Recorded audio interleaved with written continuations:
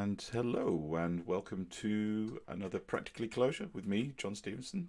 Thank you very much for joining me. And this week we're going to do some more 4Clojure. I was going to do some JSON, consumer JSON. I haven't had a chance to do that yet, but it will be coming up in a broadcast in the very near future. So today we're going to do some more 4Clojure. We're going to investigate the zipmap function, and we'll also talk about into as well, which is really another really nice. Well, they're both really nice abstractions, function abstractions that we can use to make our code a little bit more elegant and easier to read. So, as usual, if you need to get in touch with me, then please go to the Practicalli website, so practical.li or practicalli.github.io.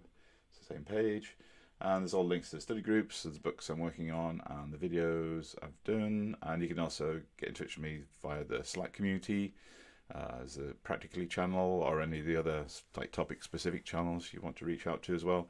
You get lots of help from the Clojure community on Slack. And if you want to support me, then I just did a bike ride that I'm still looking for sponsorship for. I'm kind of nearly at my target there, so if any little extra help will be most appreciative. And I'll put some links to the pictures of the actual events there, so you can see that I actually did it, and got quite muddy, but it was absolutely breathtaking, and I really enjoyed the experience, even though it was a lot of cycling for 1,000 miles in 9 days. It was quite a challenge, but it was definitely worth it to see. Yeah, to cycle through some of the beautiful parts of Britain and see all that. And there are other ways. So if you don't want to sponsor me in that, if you want to sponsor the videos via PayPal, I should have the GitHub sponsorship up hopefully by next week as well. Okay, that's commercial break over. Let's get on to what we're doing today. So we're going to do some 4Clojure. If you haven't seen any of those videos, I do have all the 4Clojure code up online on Practicalli 4Clojure repository on GitHub. And I've just pushed number 60 of the solution to number 61 that we're going to go through. So you can go and see that as you're going through the video as well. It's always useful to have a REPL handy when you're doing Clojure, because then you can see if the code does what you think it actually does. Okay, so here we go. So this is 4Clojure 61, and it's titled Map Construction, and it says it's easy. It actually is relatively easy if you've done any Clojure. If you've done, say, like the first 20 4Clojure exercises, this one isn't too much. It's not really much of a jump from doing those. It's essentially just we're just writing a function, and which hopefully we can do by now, and that function is going to take basically two collections, two sequences of values, and it's going to combine them in a specific way. So the first collection is going to be used as keys, and the second collection is going to be used as values to create a map, which is a hashmap, or sometimes called a dictionary in other languages, but basically key value pairs. So we've got this A and 1, that's a key value pair, B 2, that's another key value pair, and C3, etc., is another key value pair.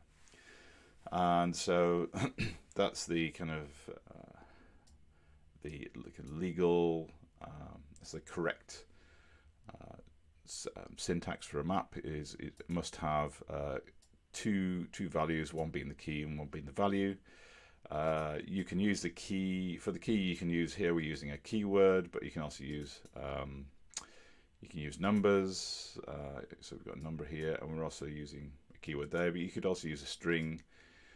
You could even use a function, I think, as long as it was unique. So So the keys themselves need to be unique. Otherwise, which value would you understand to get for if you asked it for a particular key? So the keys are really a unique way to look up the value that they're associated with in the map.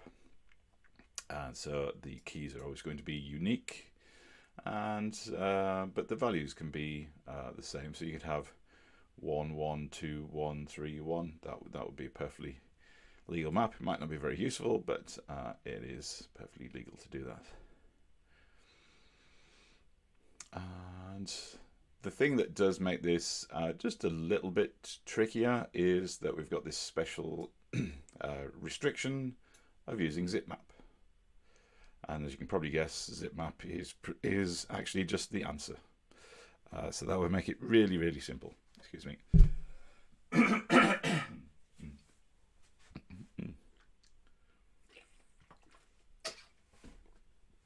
Okay, let's get on to the broadcast. So hopefully everybody's can hear me.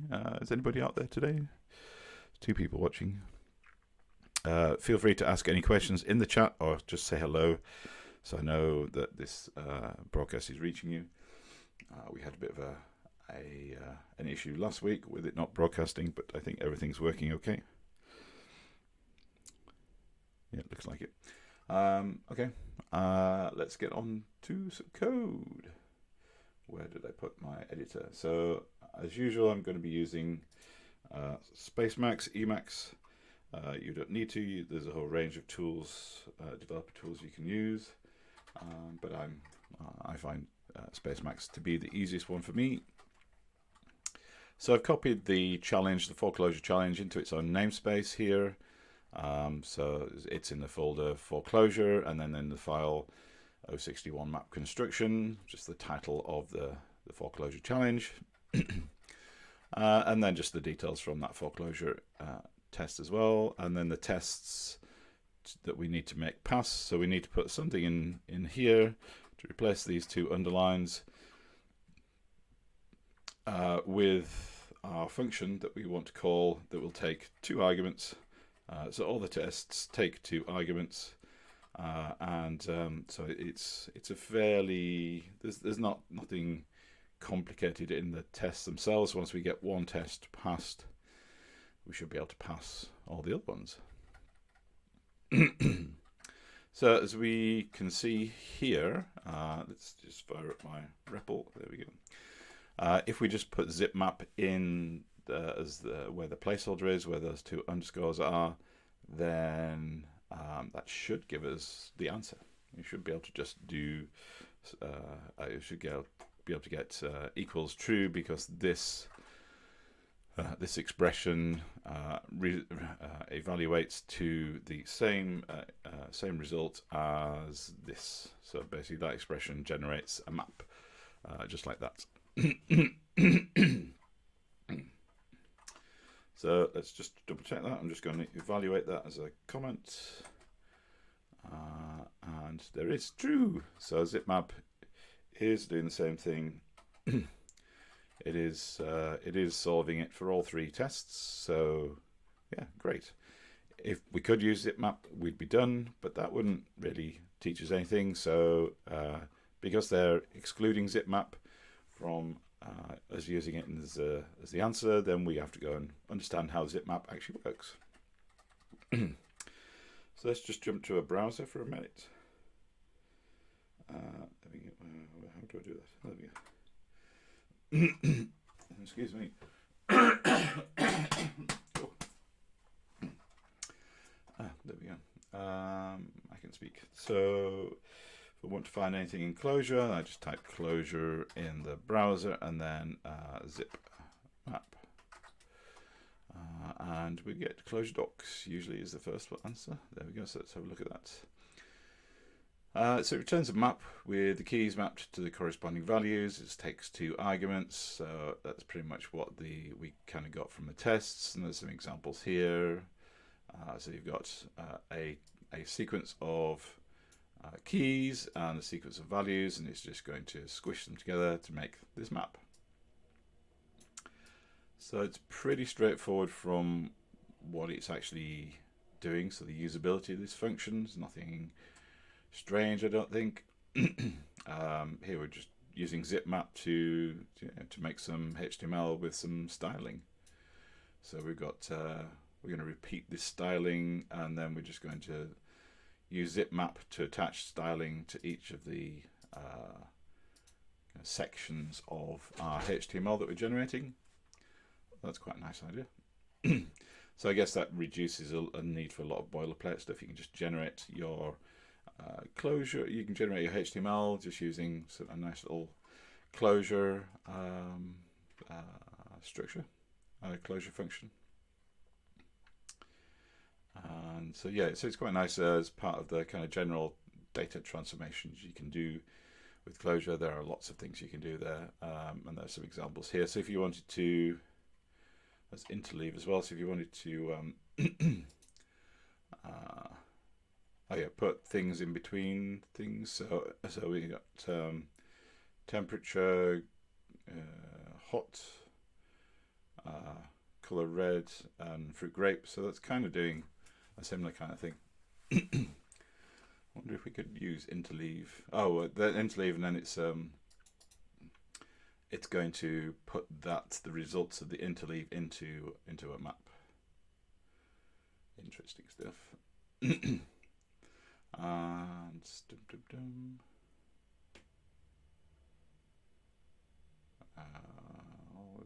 there's a note here. Zipmap always leaves last key and val if keys are duplicate in the last example code. Yeah, so it'd be interesting to see what it does if there are duplicate keys, because you could pass duplicate keys to zipmap.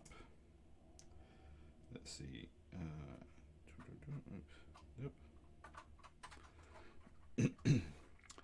And so let's have a look at that.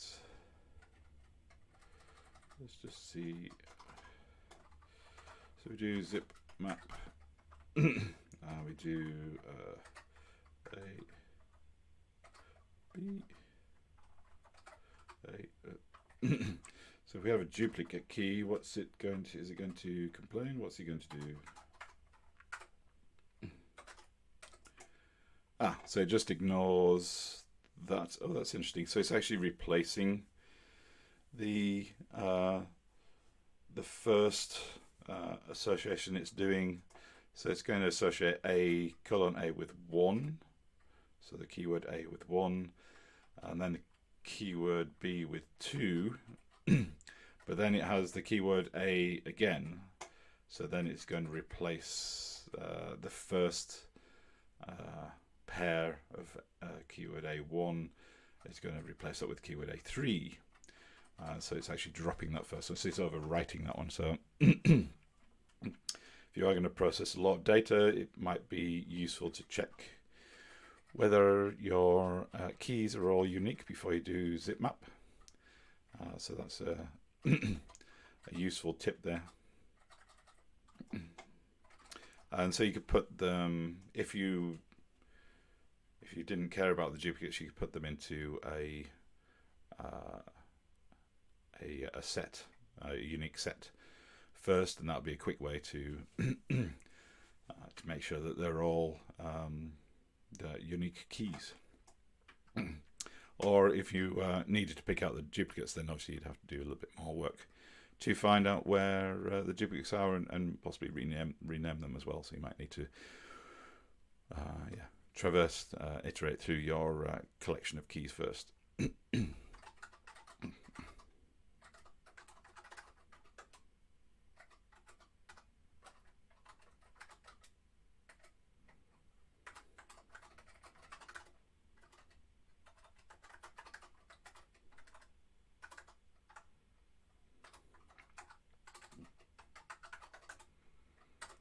Okay, there we go.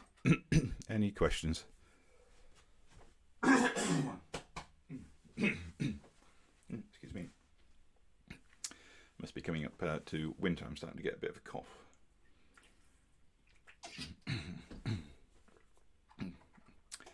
Okay, right. So how do we solve this if we can't use zipmap? So we can use, we can have a look at zipmap. So there's, we can go on to the Clojure repository has all the source code, so we can actually follow go and have a look at the source code. We did that with the browser. Oops. So at the top of the zipmap docs, there's a link to the source. We just go and click on that, and it'll open it, and it'll take us directly to the right line in the source code. And here I've just copied that source code in there as well, so we can see if I just comment this out, remove the comments, then we can see what it's doing. It'll complain that yeah, zipmap's already defined because I'm using it because it's part of Clojure core, but that's okay. And so we've got a doc string, we've got some metadata about when it's added. Zipmap's taking 2 arguments, keys and values. It's well, that's quite interesting. It's doing a loop recur. That's quite a classic way of doing it. It's quite a low-level way of doing things. I'm not sure if it's just did that for optimization reasons or not, or whether it's just the simplest way to do it. And so what are we doing? We're creating a map, an empty map, and we're taking the arguments of keys and vowels, and we're just making sure there are sequences, because then we can compare that there are like values in the sequences, and then if there are still values in there, then we're going to basically associate into the map the first and last, so the first values from each of those sequences, and then we're going to pass back the next ones as well. So it's always going to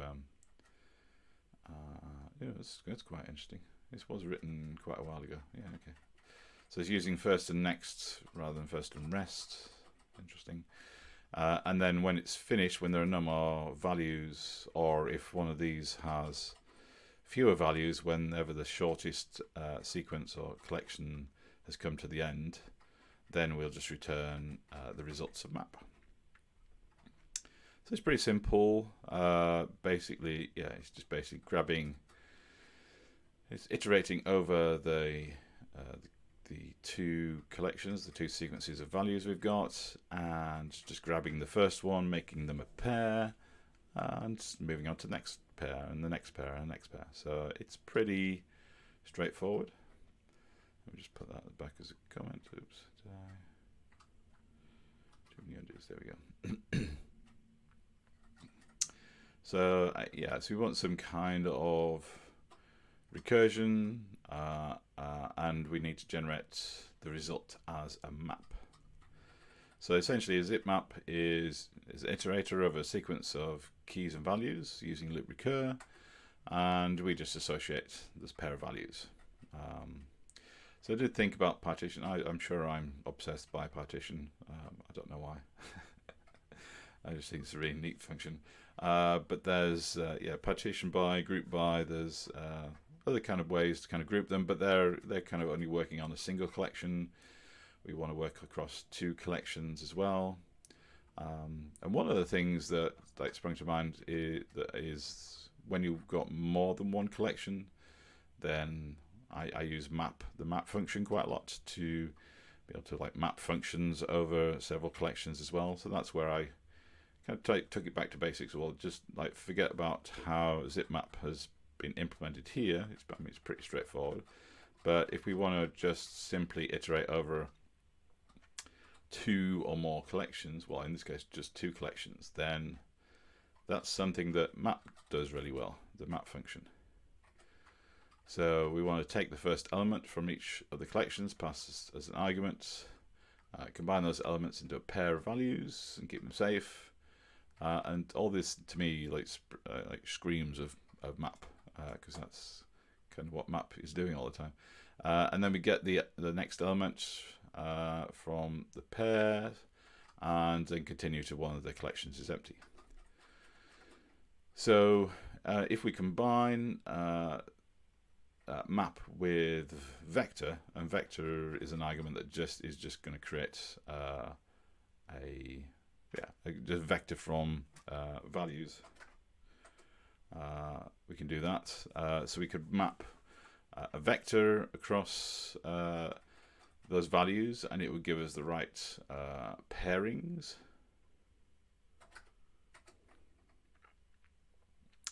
So in here, we're like now pairing up A with 1, B with 2, C with 3. So we're getting the right value pairings, key value pairs, but we're not getting the data structure we want yet. But it's kind of a nice, simple approach to kind of get us doing kind of the first part of the challenge is to pair things up, and then we need to return it in the right structure. So very quiet on chat today. And the nice thing about map is we could actually extend zipmap if we wanted to, extend the kind of the behavior we get from zipmap, because zipmap's only joining two things together, which I guess is the right thing to do because you're you're wanting to create a map, and a map has pairs, so that makes sense. But rather than just doing, and you can do all sorts of just also combinations. It doesn't need to be keywords and numbers. So here we're joining keywords and numbers and strings together, and you can see we can do that with multiple collections. So map will work over more than two collections that we're giving it, and it'll just join them together. And then instead of getting a key value pair, obviously we're getting a different shape. So this wouldn't work specifically for zipmap, but it does show what you can actually do with simple use of map and vector. So we could build pretty much any kind of shape of structure we wanted there just by mapping the right function over. We could even write our own little function to do that as well, because we might want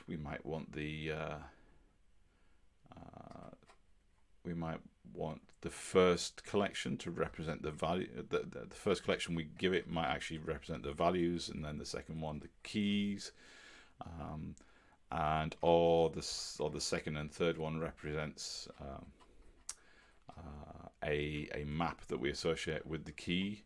And so we build a map from these two. So we need to write our own, instead of vector, we need to write our own little function which creates a vector of A, and then a combination of these two as a map as well. So you could actually create a nested map structure as well. That might be quite cool.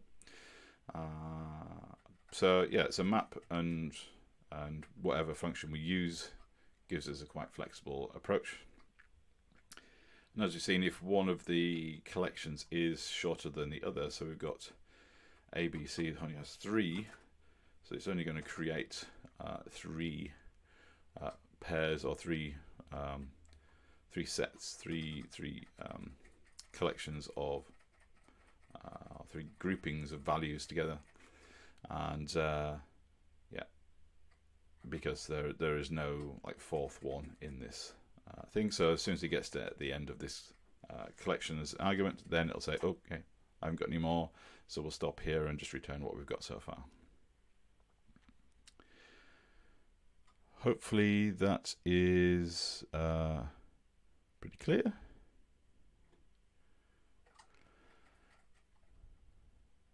There's no connections.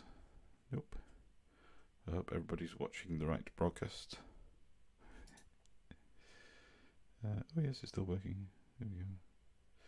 There's somebody out there, and it's not just me. Okay, cool.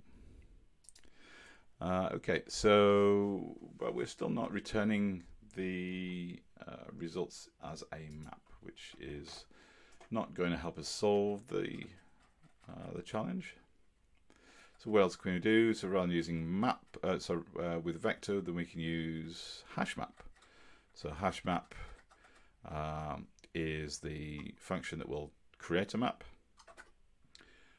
So quite often you can just write a map with the curly brackets and make sure you've got the key value pairs in there, or you can use hashmap to actually just generate the map for you, and you just give it in the individual arguments you want it to make the key value pairs out of. And so if we take hashmap and use that with map, then yeah, we get pretty much, well, we get a bit closer to what we actually want to do. So now we're getting 3 maps back, 3 individual maps, rather than one kind of one map with all of the key value pairs in. So we just need to push them together, merge them together. So how can we do that? Well, I thought merging, so I gave merging a try, and didn't quite do what I wanted it to do, because we're giving it a list of maps, and so we're trying to merge a list with itself. We don't have any other argument that we're giving the merge to, so that doesn't work. We could use reduce merge as well. That is actually working. So we're actually taking the individual maps from here by using reduce, and then passing them in turn to merge, and it's keeping those, and it's going to join all those together to form a single map. That'd be one approach. I did try flatten. Flatten should always be used very sparingly. It's a bit of a blunt tool, and sometimes it works. In this case, it didn't make any difference because, again, we're only passing it a list, and so it considers the list kind of flattened already, so it's not actually working there. And there's also mapcat as well. It's also sometimes quite useful, but again, this is actually converting. This is worse because it's converting all the maps back into vectors. So what's one of the simplest ways to join things together? Then there's conj, but again, we're conjing a list with nothing, so we could actually just reduce conj there. So we're going to reduce this data structure by calling the conj function over it, and it's basically going to join all 3 maps together. So it'll basically take the first map, and then it'll join it together it'll conjoin it with the second map, and then it'll conjoin the third map onto the first 2, and we'll get a result that we're looking for. So we could just use reduce conj and on the result of calling map hashmap with these 2 arguments. So map hashmap is creating this structure, and then we're just kind of essentially flattening it, combining all those 3 maps that are in the list into a single map, and we're done. So we could just use it there. We could just end it there and just have conj hashmap and reduce conj on the result of map hashmap. But we can also do a little bit better. But let's look. So if we just put, we go back to our 4Clojure exercise. Where did it go? There it is. So we can just do, we can just call reduce conj hashmap. Here I'm just using the short form of a function. So this is like a function definition that's going to take 2 arguments. So this is argument 1, which is going to be the collection that's got the keys. This is argument 2, that's going to be the collection of values. It's going to create hash maps out of each of those pairs, and then it's going to use reduce conj to join all those maps together to return a single hash map, and it works. We get a goal score of 68, which I think is, I don't think it's including that. Let me just double check. Don't think it counts the, oh it does, so it's a nice little goal score of 29. So yeah, again, it's not meaningful, that goal score, but it just kind of, we can see that it's quite a readable expression in Clojure. So it's a nice solution, but we can do we can do a little bit more with this. So when we do see like the reduce conj, that's also like quite a common thing in Lisp and Clojure. So we can we can solve our four-clojure thing by putting it into a function here, and so we can see that when we use the function, it's generating the results. So we got a function that takes two arguments, which are our keys and values, and then we just reduce conj on the results of hash map. So that works. That's the same as the little syntactic shortcut thing I put into 4Clojure web page. Yeah, there we go. But yeah, so the reduced conj is kind of like an idiom in Clojure. So I've seen that quite a bit. You've got you're combining values together, and then it's creating the individual pairings or groupings, but then you want to put those results into a particular shape, and so we can use reduced conj because those, well, here we're creating hash maps, and then we're just joining the hash map. So conj will use the data structure of whatever is first, and so the first thing it gets from the list, the first thing it gets from the list is going to be a map. So conj is going to use map and pull all the other values into that map. If that was a vector, then reduce conj here would create a vector of values, a single vector of values. So it's we don't have any control over the data structure that reduce conj is going to return, except for the fact that it'll return whatever data structure we give it. If we can't change, so if we needed reduce conj to create a different data structure, then we had as arguments, then we'd need to change those arguments before we did reduce conj. So if we're passing vectors instead of a hash map, but we wanted a map in the end, then we'd have to do something in between here to convert those vectors into hash maps, because conj would just create a vector for us, or after it's created the vector, then we'd have to convert that into a map.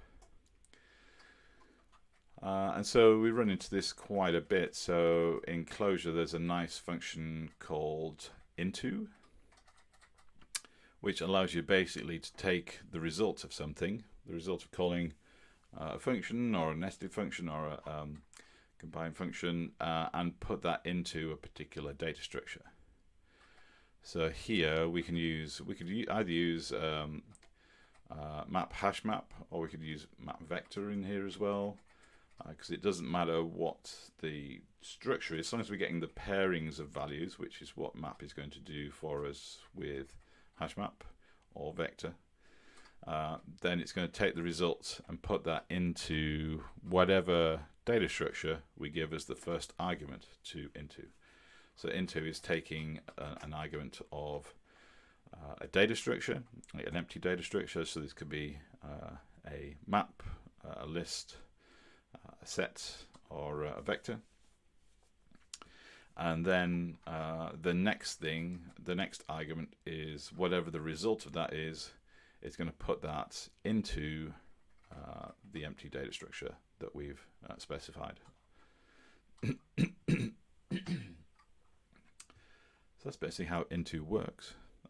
So let's see, how's that fit into what we've done. So this is our function. So we've got key and value sequence. So this is our KS, and I'm going to break my code now. There we go. I'm just trying to make that consistent. So we got KS and VS. I should have done that differently, but never mind. What am I doing? Can't type anymore. There we go. So KS and VS. There we go. Oops. So it's basically, instead of having a reduce conj, we still got hash map with our keys and values, but then we're going to take that result, and instead of wrapping this in a reduce conj, we're doing into and then the data structure that we want. So this gives us a bit more options than just using reducedcons, so we can convert the result of map hashmap into whatever data structure we want if we're using into. Or if we find out that running our particular function here to generate a map, if for some reason that was not performant enough, we had like a massive amount of data, or there's some issues there, then we could use like a map vector in there, and then put that into the hashmap, using into instead. And this works. I think. Boom, hopefully, yes. A1, B2, C3. And actually, not that it actually makes any difference, but you can notice it's putting in the values in what we can see is the same order as we gave as the arguments. So it's doing A, B, and C, 1, 2, and 3. The ordering itself doesn't really matter because it's a hash map. You're not really going to traverse this by a sequence. You're going to basically go in and get values based by looking up the keywords. So ordering doesn't really matter in a map usually. But yeah, sometimes it's nice to see for the developer, for the human, to actually be able to see the result in the same order that you gave as arguments. Any questions? No. Cool. And then I put some other content in about zipmap, but let's go and see if there's anything else interesting about into. Let's see, where's the browser? There we go. So let's go and look up into. So do clojure into. And see what this says. I don't think there's anything else to discuss.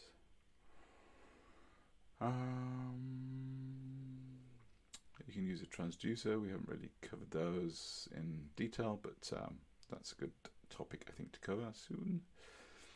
Basically, you can set up a data transformation function that doesn't do anything until you actually give it some data.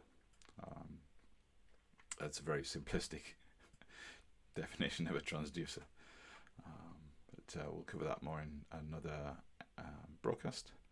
So yeah, so here we're doing into, and so as well as specifying the kind of the characters that represents the data structures, you can also specify the functions that generate those data structures as well, and that obviously gives you a lot more options. And so here we're using a sorted map, so you can sort maps. So you don't have, instead of using hash map, here we're using sorted map, and then there's like things like ordered sets and so on. You can use. So you can use any kind of any Clojure data structure that you want, and there's quite a few. Although obviously map, set, vector, and list are the most common ones. And yeah, so here we're taking like essentially what is like a shape of a map. We're just putting that into a vector in this case. And anything else in here that's interesting? Yep, nope. And then we can go and have a look. Oh, there's some transducer stuff there as well that might be useful to cover. And if we go and look at the source, boom, boom. There we go. Source of into. It's got some editable collection. So it's got some code there to make it quite generic, but it's basically taking in this idea of where you're going to put something to, and where the data is coming from, and actually it's just doing a reduced conj to from. That's the kind of simplest case of into. So again, it in its simplest form of understanding what into is doing, it's basically just a direct replacement for reduced conj, but it does take care of like things like transforms and so on. So you can do a transform. So you can transform So you can specify how you want to transform the from data to the to data structure. So that's why it's a little bit more involved, but essentially it is just reduce conj. So anyway you use reduce conj, you can probably use into instead, and it might give you a bit more flexibility in your design. Okie dokie.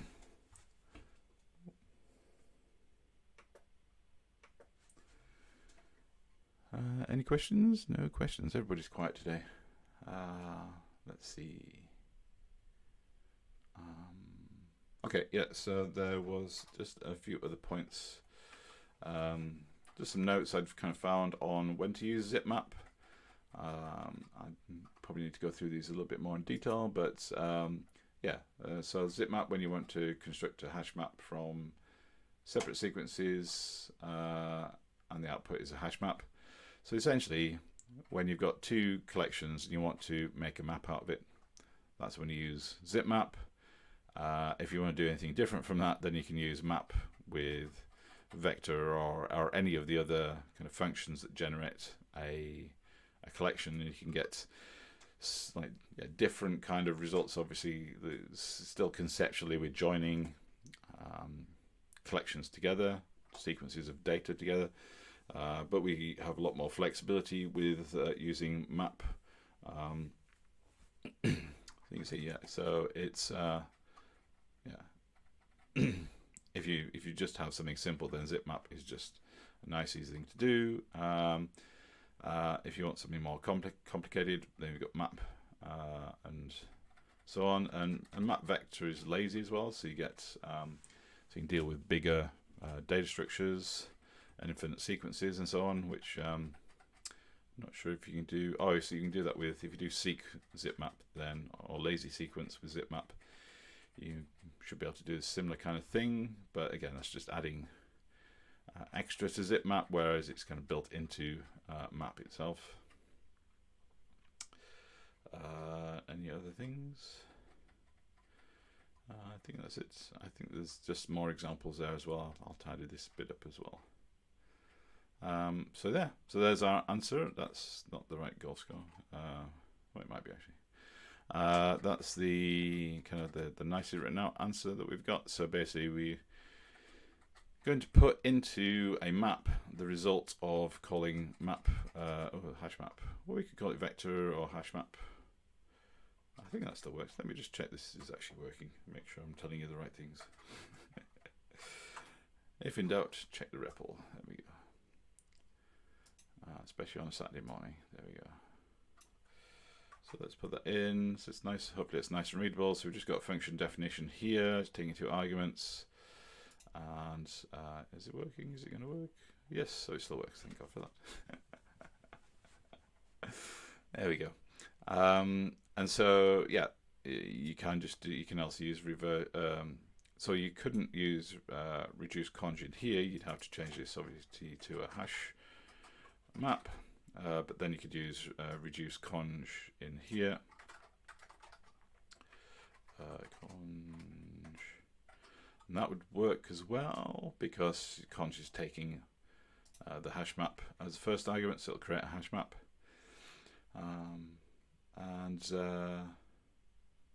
And then we've got into, which again makes it a bit more generic, because then we can specify whatever data structure we want here.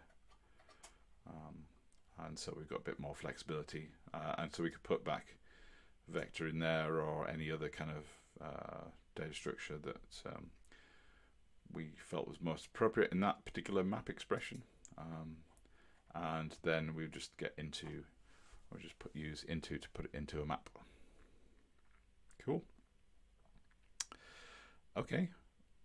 Is there any? Should have a final quick look to see if there's any solutions that. Zipmap J. There we go.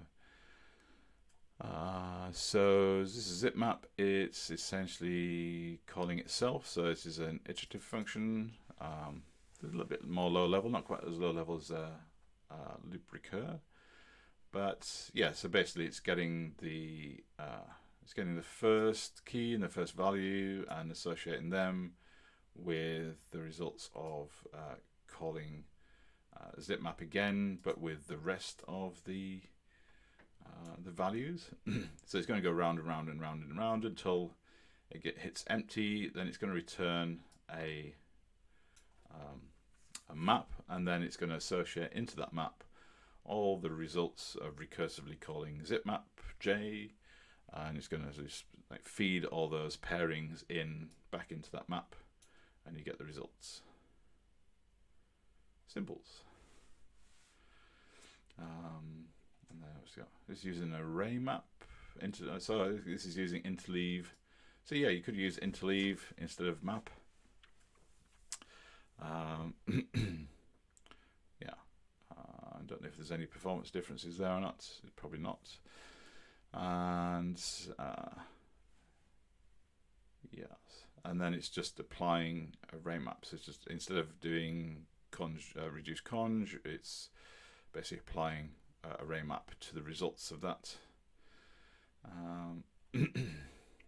And this one's just applying hashmap to that. So this is doing mapcat list. So this mapcat is, yeah, is interesting. So this is kind of creating a pairing using a list instead of a vector or a hashmap, and then it's going to concatenate all those together, and then it's just going to apply hashmap over that.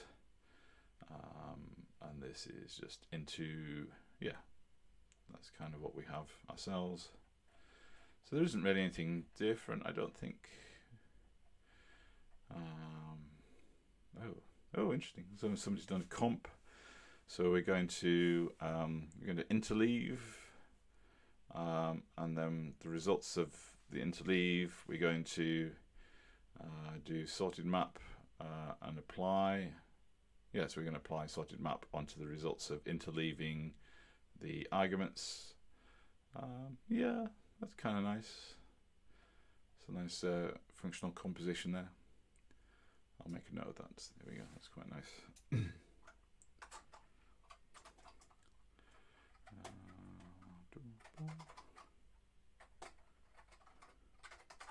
Oh, I can't tell. Oh, I must have the keys on the wrong fingers, or other way around. This one. There we go. And so that's, if we put that into the function. Oops, what have we done there? There we go.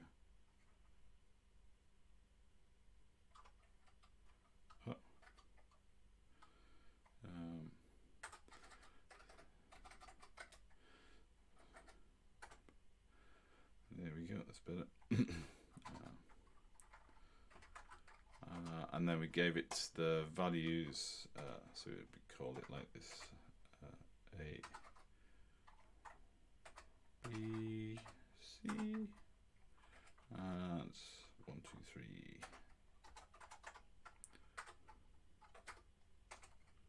There we go, we get the same thing there as well. So we could use functional composition as well.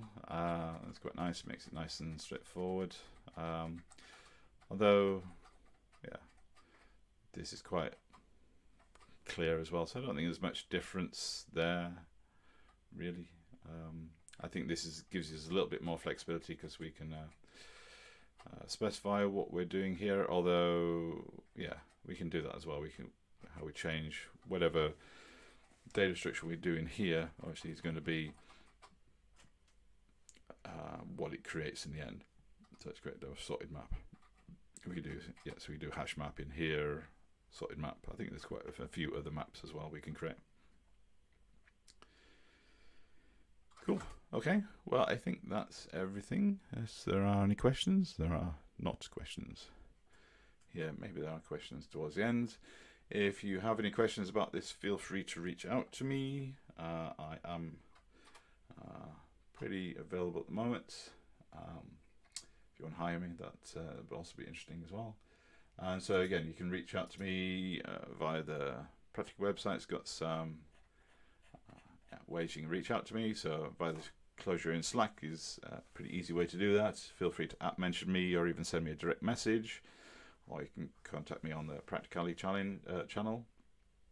And there's also like a link here that will, if you click on the image, it will give you a link to create a sign up account, so you can create your own free account. You don't have to wait, and that'll give you the link to the Slack community as well. I do recommend using if you're using Slack and you've got a few communities, then using the app is a lot easier. And you can also reach out to me on John, JOHN, at practical.li.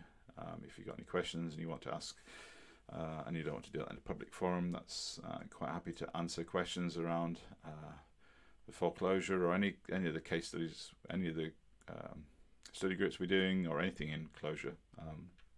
Your questions help inspire me to do other things and figure out what people actually want me to cover as well. So yeah, that's it. Thank you very much for listening to another webinar. If you have any ideas about what you'd like to cover, then please let me know, and we'll see you next time. Thank you very much. Goodbye.